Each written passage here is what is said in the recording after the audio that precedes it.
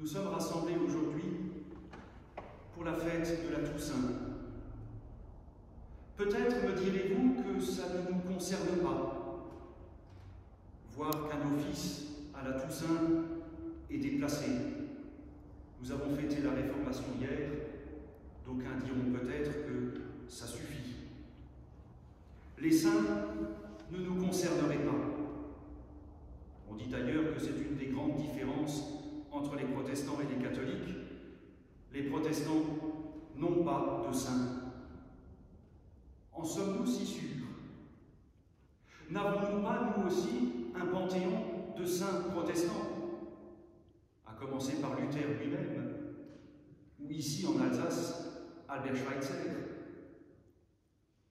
De fait, en tant que chrétiens, nous sommes inscrits dans une histoire, écrite par celles et ceux qui nous ont précédés et que l'on désigne parfois comme saints. Ils ont écrit cette histoire de la foi chrétienne à laquelle nous appartenons. Nous disons chaque dimanche, je crois, la communion des saints, ce qui signifie deux choses. On ne peut pas être chrétien tout seul, et pour être saint, on n'a pas besoin d'une cérémonie posthume, place Saint-Pierre. Et saint, quiconque se met à l'école du Christ, et quiconque comprend qu'il a besoin du Christ. La sainteté, ce n'est pas une question d'aile, d'auréole ou de rectitude morale.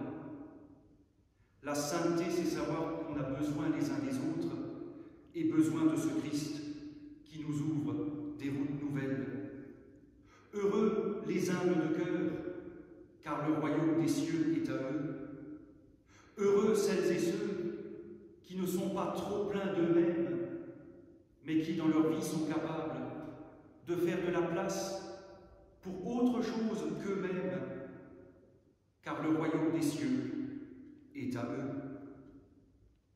De fait, chacun d'entre nous est saint et appelé à la sainteté dès le baptême.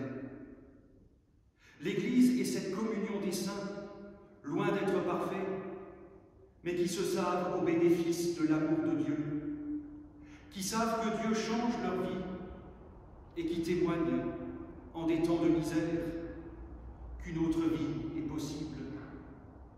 Heureux les doux, car ils hériteront la terre. En effet, la sainteté n'est pas reléguée au statut votif.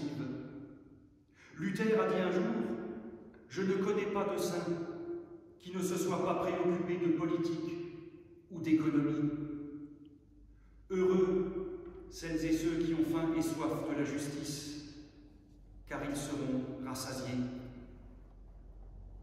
Tous les saints de l'histoire auxquels nous appartenons ont attesté que la vie ne se limite pas à ce qui se voit ou ce qui se fait. Heureux les cœurs purs, car ils verront Dieu. Ils ont témoigné que la vie humaine était liée à l'amour de Dieu et que tout n'était pas acceptable. Ils se sont opposés à la misère, à la violence, à l'exploitation de l'homme par l'homme. Heureux ceux qui pleurent, car ils seront consolés. Ils ont aussi témoigné de Dieu, tout simplement au quotidien, en endurant les épreuves de la vie et en vivant dans la confiance. Heureux les miséricordieux, car il leur sera fait miséricorde. Nos parents nous ont appris à prier, à faire confiance. Ils nous ont transmis leur foi, qui aujourd'hui donne sens à nos vies. Heureux les cœurs purs, car ils verront Dieu. Car les saints et saintes de Dieu ne portent pas d'auréole et ne trônent pas au-dessus de la vie, éthérés et indifférents. Ils ne sont pas statufiés pour l'éternité. Leur vie humble a déployé toutes les résonances d'humanité au service des autres, Heureux les artisans de paix, ils seront appelés fils de Dieu. Les saints de l'histoire ont été des gens actifs de la foi, qui, dans l'esprit des béatitudes, ont toujours placé Dieu et le prochain au centre de leur vie. Reflet de l'amour qui les habite et qui se lie, et où se lie tant de raisons d'être humains, debout, réconciliés, acteurs de justice et de paix, ils nous stimulent dans la foi.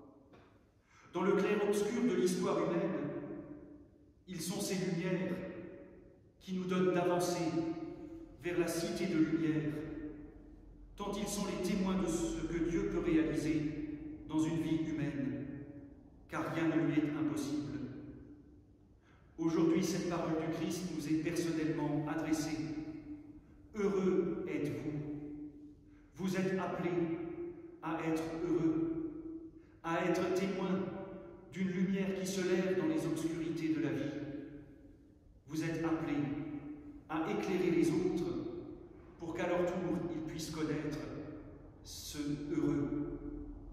Et alors, sans auréole, sans cérémonie de canonisation, humblement, nous aurons été de ces saints, maillons d'une chaîne qui nous lie au Christ et qui nous entraîne vers l'avenir.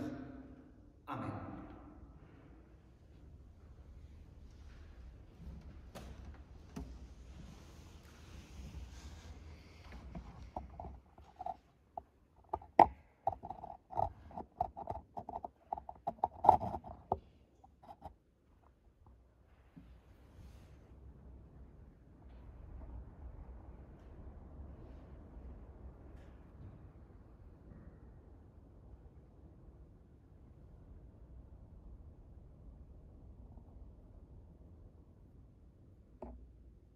Poursuivons notre méditation avec les mots du Magnificat.